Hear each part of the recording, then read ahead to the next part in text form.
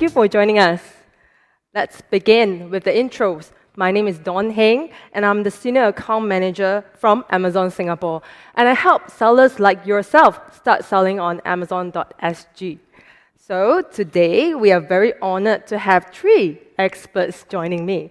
And they are Yeung, Sales and Marketing Director from J&T Express, Simon Kelly, Solutions Manager from ChannelAdvisor APAC, and Liu Jia Yi, Head of Accounting from Sleek. Round of applause, thank you. We have close to, I think, 2,000 selling partners joining us today, both in person and virtual, and all at different points of their selling journey. Some may be starting out like you, and some might be looking to expand their operation regionally, and some who are seasoned sellers who have seen success on a larger scale. But there are a range of themes and topics that are common or consistent no matter where their business is today. So let's start with zooming outwards to get some insights on the macro outlook. Inflation. It's a widely discussed topic these days, while online spending is still expected to grow. Southeast Asia inflation is forecasted by the Asian Development Bank that will be rise to 5.2% for 2022 and 4.1% for 2023. Yeah. So, Simon, in light of inflation and rising costs, how does current online spending compare to 12 months ago? So we've done a lot of research with our customers globally and consumers globally. And so, of course, inflation's not a unique problem to Singapore. Even in Australia, where I'm from, we're having the same sorts of challenges and issues. But globally, what we studied is that over 77% of consumers are expected to spend the same or more. And so, even though inflation is a challenge, that online shopping behaviour that we had that big uplift due to the pandemic, but lots of that is not actually expected to change. Right. Okay. We're going to the shipping perspective. So, Alice, from a shipping perspective, costs too are expected to rise along with the sustained supply chain disruption. Can you give us insight on how this is being managed by players in the e-commerce supply chain industry? Yes, Don. For the supply chain disruption and for the rising inflation are actually the main factors that players in e-commerce logistic industry are actually monitoring very closely, especially for the. But we actually see for the costing for the supply chain is actually reaching back to normal this year already after the pandemic. According to one of the index, New York Global Supply Chain Pressure Index, we actually show that the global supply chain pressure is already back to the normal, back to the historical level as well. All the players in logistic industry, especially in Singapore, we actually try to optimize efficiency by leveraging our operation warehouse. From that, right, we can actually try to manage our costing better so that we won't pass on the costing to the consumer, to the seller as well. For J&T Express, for example, we actually optimize our operations. We actually install our sorting machine as well. So from that, right, we can actually lower our human costs and for operation efficiency as well. Additionally, for the fuel surcharge, fuel cost is also one of the hit topic globally. For that, right, we also working with like IMDA Pick Locker to expanding a parcel locker. Then from that, right, it can actually lower the manpower cost and the fuel cost as well. So you guys heard it. There's some optimistic news there. I think 2023 is the year for expansion. So let's switch gears and move on to glean some insights on specific challenges I think these sellers here are very concerned about or commonly face. So, Jia Yi, what do you think is the one common challenge that online sellers usually find to be particularly complex, but actually quite easily resolved?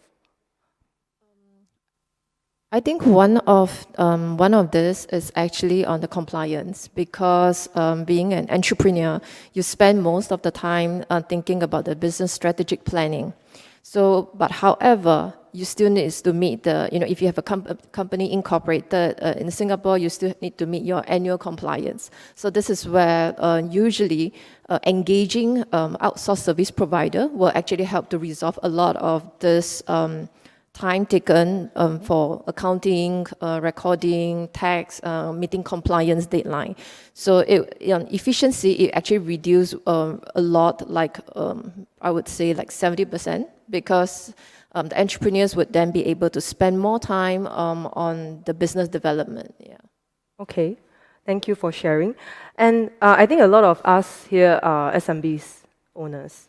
And can you help share how small business owners can manage their accounting and tax more easily, especially when, starting out cost is often the top consideration among SMBs, and financial support, like the services support is still a main thing? I think this is one that leveraging on the service that is provided by outsourced service provider like Slick ourselves, whereby it's a one-stop service area where there is corporate secretary, accounting, and tax. And during this time, this is where you probably don't have to spend a lot of time or a lot of effort. It's just meeting this professionally trained professionals, whereby we'll be able to meet on a regular monthly or weekly, just to help you to resolve any accounting questions or recordings or tax queries that they have, that you don't have to spend quite a substantial amount of money to get employed someone to do it. Yeah, so it's I hear it's a common struggle as well, like for entrepreneurs, whether they should immediately hire someone in-house to manage the financial. I think this is some good tip from Jia Yi. Now we go to Alice. Alice, can you share some of the common fulfillment and delivery challenges that companies face today and moving forward, you think, in 2023? I would say that for pandemic actually accelerate the digitalization transformation for all the SME. Especially for SME, they need to now balancing up whether they should go online, they should go offline as well. So from that, right, they will be very struggling about, hey, should I get a fulfillment center? What should I do with all my stock? Especially when you scale up your business, you will need to think about it. Hey, my HDB house is not able to store all the parcel, all the good itself. So eventually they will think about, hey, should I get my fulfillment center, or should I get an office, or should I engage someone that is more familiar with the fulfillment process as well? So this is something that when we work with SME, they will actually frequently ask us, hey, Alice, should I get my bigger warehouse, or should I engage you guys like a fulfillment or omni-channel that, hey, you guys are more specialized in fulfillment system or the fulfillment warehousing storage as well. So this is something that SME need to think about it, whether they need to they can actually engage a more professions or 3PL partner that help you guys to do the pack and pack storage, and you can actually more focus on the strategy, how to grow your shop or your platform as well. Of course, for the last mile delivery is also one of the challenging that all the SME are actually facing. People very often that, hey, I don't know how to ship out the parcel, how do I pack the parcel as well? Especially we can see the trend that more sellers are actually selling more of fragile items, F&B, beer, more baby product as well. So very often that the seller will not know how to pack the orders to deliver into a very secure methods as well. So this is something that we can see there's a struggle and there's a challenge for the seller as well. But not to worry, we actually work with seller very closely. How do we engage the seller, or how do we teach the seller how to pack the parcel, something like this as well. We are also one of the integrated partner for Amazon on EC Ship as well. Then from that, right, seller can actually simply choose J&T Express on their platform, on their seller center. Then from that, the delivery will be actually done by J&T. The label or the uploading will be actually done by Amazon as well. So it's easier for the seller to do the delivery process. Of course, after they scale up the business, after they move beyond from Singapore, they will look at, hey, should I go for other countries? Should I go for overseas? Especially in Singapore itself, the two majority destination, right, will be USA and Malaysia as well. Malaysia will be very different, especially for fashion items. For bookshop, I think yesterday one of the seller in the conference also selling fashion item, vegan bag to USS as well. So this is something that we can actually see. Seller are actually try to expand the business beyond Singapore as well, but very struggling that they will actually think, hey, can my item ship to US? Can my item ship to Thailand? Can my item ship to Malaysia as well? Different countries have different regulations. So J&T Express are actually in 13 countries. We are in Southeast Asia countries. We are in Middle East, South America, and for Middle East as well. So from that, right, we can actually help you guys to leverage the international or cross-border shipping policy. What can it be sell? What is the things that we can actually help you guys to ship up the product to the international market as well? So this is something that we see a challenge, but it's also there's a solution to the challenge as well. Right. It sounds like. I guess sorry. when you can sell through multiple regions, that's great. We can get the product there, but part of what you need to consider and think about is, okay, well, how do I actually go to market? The market and how you're pricing and the sorts of products that you'd sell through Malaysia and that you'd be selling through the US or selling through Germany or selling through anywhere, and how you're choosing to price and tweak and change and how you're monitoring your competition is part of what you need to think about. So whether that's something that you're doing yourself or whether that's actually using a partner to do that for you, that's part of the growing process to actually just outsource it. You concentrate on sourcing your products and running your own business, and let us actually help you to grow.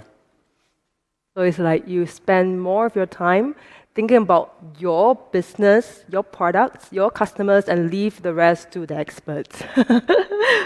Okay, Simon, let's talk about advertising. And it's another big piece. What is your take on advertising strategies? We obviously have the audience have set through, the advertising tools that are available on Amazon in-house. But I'm sure it's also important to think about some external advertising tools as well to kind of complement these products and tools that we have in-house, right? What are the top 3 advertising channels that brands and retailers who sell on Amazon should be incorporating into their strategies? And if you can, share a few tips on how to maximize these channels. That'd be great. Yeah. Okay, good question. I'd say lots of that depends on what your customer is. So it depends on entirely what your product is and who the desired customer set. So that might be TikTok, that might be Facebook, that might be Google, that might be a whole range of different channels. Your challenge is how you're getting the advertising through that particular channel. And the same sort of advertising that you're doing through Amazon-sponsored products, you might be doing through different marketplaces. Is what we know that the vast majority of consumers are looking at 2, 3, 4, 5 different marketplaces and DM channels to inspire them. So it's a matter of saying, okay, how do I utilize my title, my description, my pricing, my images, not just for Amazon, but for a whole bunch of other regions too. Right. But advertising, I think, is a common question among our audience here, that advertising to start is expensive. Yeah. I mean, it can be, and so part of what you need is that focus to go. Well, let's look at what are my costs. You can't make a decision on what is expensive and not unless you know. All right, what's my cost per item? What's my seller cost? What's my cost for delivery? How much am I going to need to pay for tax and all that sort of information? And once you've got that, then you've got a picture to say, all right, what is my ROI, my return on ad spend that I need to tweak and measure for every different channel? Because unless you have all the other inputs, it's virtually impossible to go, oh, this is expensive or this is cheap. You need the information behind that to then go to market. Right. Do you have anything to add on that, Jia Yi? When it comes to looking at cost, also incorporating what advertising might cost to our SMBs? A little bit related is that I think one thing that we need, the SME, the entrepreneurs, is also need to take note that apart from this, the world is forever changing, and like in the next year or next 2 years, we all know that the GST is going to increase, and in particularly for those that is going to get GST registered, or those that are already GST registered, things is going to work a little bit different during the transition from December 2022 to January 2023. Vice versa, the same for the second year, because I think the GST is going to increase from 7 to 8% and then 8 to 9%. So this is something that is not something that, of course, we can detail explain here, but our booth is at booth C at the back, whereby we can definitely explain more and support and advise more on this. Yeah. Thank you. And this has all been very enlightening so far, and I'm personally gaining a lot of value, especially on tips on how to get started. I would like to reserve time to talk about a very important topic, and it's actually very timely, which is our Q4, where we are today, our upcoming holiday peak shopping season. Simon, what are some smart strategies that brands and resellers, retailers, can implement now for the upcoming shopping season, the Q4 peak? Are there any trends that you would like to share so that we can watch out for and kind of react or be proactive to it? Yeah, I mean, first of all, preparing for those peaks means you need to be updating whatever channels you're selling on a regular basis. So make sure that inventory updated, whether you're selling through Amazon, your web store, or other marketplaces, that inventory, that quantity of information needs to be synced between all of those, and how you can leverage delivery partners during that process is probably the most important thing. So whether you're looking at, like globally, over the last 2 years, we've seen click and collect become a massive part of what certainly the younger demographic, that 18 to 25 to 35, they're expecting to be able to click and collect and buy online, pick up in store. So if you have stores yourselves, if there's networks or parcel lockers you can look to, I'll be looking to all those sorts of channels to make sure you can alleviate any delivery concerns that you've got. Right. Alice, do you want to add to it? Yes, Don. We are actually 2 more weeks ahead before our peak season, Double 11 Festival as well. This year will be quite interesting, especially that J&T Express are seeing more social media and live streaming from the seller side as well. One of the seller that we have, they're actually selling fashion items. Just talk about one live streaming themselves, they can actually sell about 2,000 orders in 1 day, in 1 hour. So we can actually see that there's a high demand on the live streaming, especially in different platforms, especially in Amazon as well. Also in warehouse, we also see a lot of F&B.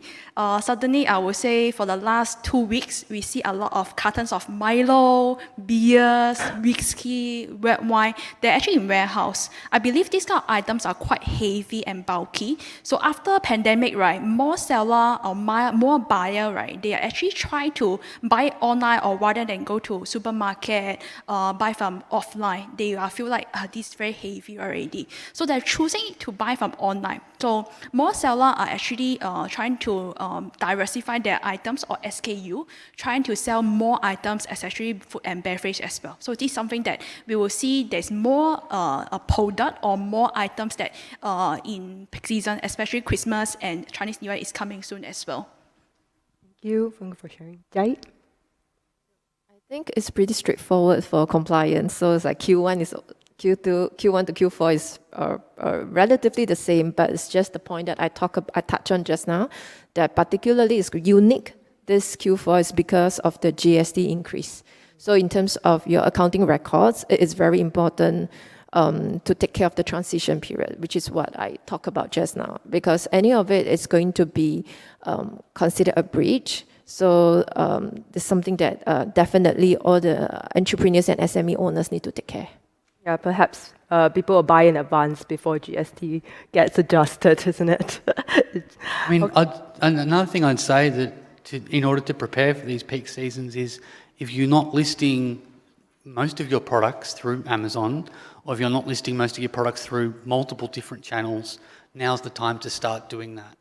And once you have a structured process and you have structured data, whether you're using a partner to do it or whether you're using a spreadsheet, you don't know, there's going to be different product peaks through different sorts of channels. So spread yourself widely. And so give yourself the best chance of actually getting a good sales result for the peak season. Yeah, thanks for the reminder. It's absolutely not too late to start listing and selling. It doesn't really take that much time. And you're still in time to catch the Q4 shopping season as we speak right now. Okay, thank you for such an engaging discussion. I would like to park some time to take questions from the floor for these experts here. So let's get going. Do you have any? Please scan the QR code on the screen right now to submit your questions, or go to pigeonhole.at and enter the password you see on the screen to ask questions. Thank you.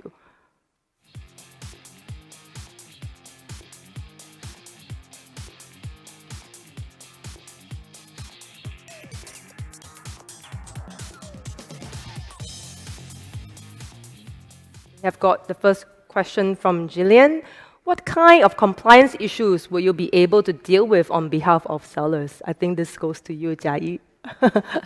Yes, I think the compliance issue, it's more on yearly compliance that you have to file your annual general meeting, annual returns, your tax filing, and if you are just GST registered, the quarterly filing for the GST and taking care of the change in the GST percentage.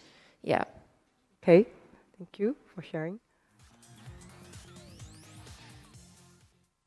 And the next question, do you support with overseas sales operations management? I think this is a Alice question. Yes, we are actually in 13 countries.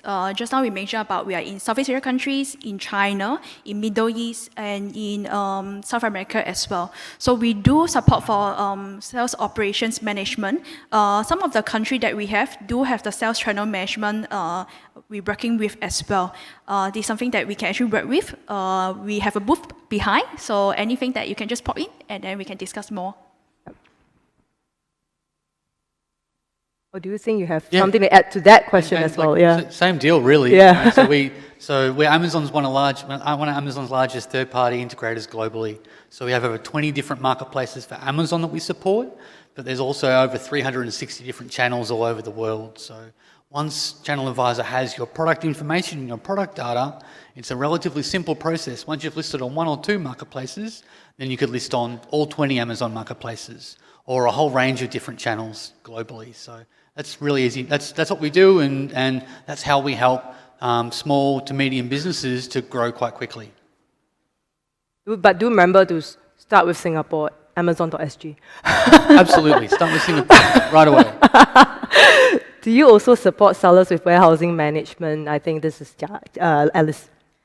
Yes, we do. We do have our own in-house WMS system, warehouse management system as well. From that, right, let's take an example. One of the sellers that we work with is one of the selling home appliance. They're actually quite famous for air fryer, oven as well. Start with M. So whatever they're doing right now, right, so they actually store the goods in our warehouse, which is about 89,000 square feet. Store the goods, they are selling on different platforms, Amazon, different platforms like Shopee, Lazada, TikTok as well. J&T will be the one that doing the pick and pack. We fulfill the item itself and then pass on to our delivery team to do the last mile delivery. They are also talking to our Malaysia team for the expansion on the overseas management system as well. So this is something that we can actually work with seller from storage, pack and pack to last mile delivery. So it's considered as a one-stop solution that we are offering to the seller, not only for SME, for MNC seller as well. Great, thank you. Do we have the next question?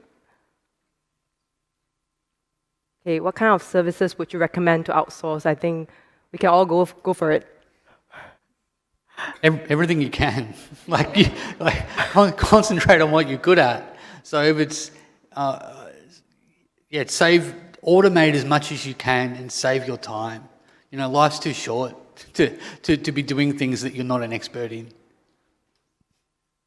I would say for fulfillment, delivery, definitely need to outsource. Don't try to do it yourself. I have sellers that they will just try to deliver the goods themselves. It's very, very tedious. I do deliver myself as well.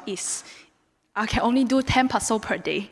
While for the professional driver, they can actually do about 100 and 120 per day. So don't do it. Outsource to someone that is more professional on the delivery services. So from that, right, we can actually optimize. So how do J&T do himself, right? Let's say, for example, if you have 10 orders, one is to Serangoon, one is to Tuas, one is to Woodland. There's no way that you can actually deliver 10 parcels island-wide delivery in one day. Let the professional do this and we can actually optimize. One driver, we can actually do maybe 1,000 or 2,000 parcel just for one area, just for Jurong or Lombok as well. So this is something that we actually recommend the seller outsource the delivery and the fulfillment services to someone that is more professional, more familiar with the process. In particular, true to follow on with what Alice has just shared. I think compliance, like the service to be to outsource, it's definitely on the compliance. When you have professional trained, they study, they get certified public accountants, chartered accountants. They are well trained in this field, whereby they can take care of all the compliance from accounting, tax, even payroll, GST, everything. So it's something that it's rather more of like you just sit there and then listen to the advice, and then okay, you know that it's done and dusted. So you can, like what Simon said, focus on what you are good at in developing your business, on strategic planning. Yeah, that's good sharing. And as a seller, you're not alone, even if you are still thinking about the service providers or the services that you want to engage, because by selling on the marketplace, you also can rely on the data and the insights that are provided to you as a professional seller on Amazon.sg. So do also make full use of those insights that are provided to you. And also, like we talked a lot earlier about fulfillment by Amazon, as well as Amazon Easy Ship. Those are also tools and services that are given to you to use without extra the hidden costs. Yeah. Don't forget that. Okay, I think we have got time for one last question. Could you each share what is the average minimum profit margins to cover costs from each aspect? Company taxes, delivery, and marketing. Challenging one for the road. It varies too much. So unfortunately, we've got businesses that we support that do food and beverage, some that will do fashion or automotive or white goods. So it depends on which country you're dealing with, and yeah, I can't really make a general answer there. Say for different product, you will have different margins, to be very frank. Also for logistics point of view, small parcel and for bulky parcel, the cost will be very different as well. Especially for, let's just talk about fragile items. Fragile item, we know that there will be more bubble wrap, more packaging material that is actually involved. So for the costing wise, will be also very different. So I would say that different product, different shop, different seller will have different costing and the margin as well. I think for company tax, it's very straightforward in the sense that the profit comes before the tax. So the tax is actually not involved relatively when the business is running. At the end of the day, it sees how much you make before you pay the tax. If you are making loss, you don't have to pay tax technically. If we comply to all the rules and regulations that has been set. Like one simple one, expenses has to be supported by source documents. So if you have all this on track, even if you are, making profit, you may relatively, the tax actually comes after that. So in terms of the profit margin, it's quite challenging to take this into consideration. Yes. Okay, I think we come to the end of the session. I think I understand that there are a lot of guests here who have questions for our guests, and they all have their individual booth at the ballroom next door. So do approach them to ask more questions regarding your company and business. And thank you once again, everyone, our audience, our friends from ChannelAdvisor, J&T Express, and Sleek for joining me today. And we'll now be moving on to the next session, which is Scale Your Business Regionally, Explore Cross-Border Opportunities. And I look forward to meeting all of you later at our networking session this evening for happy hour and a drink. Okay? Thank you.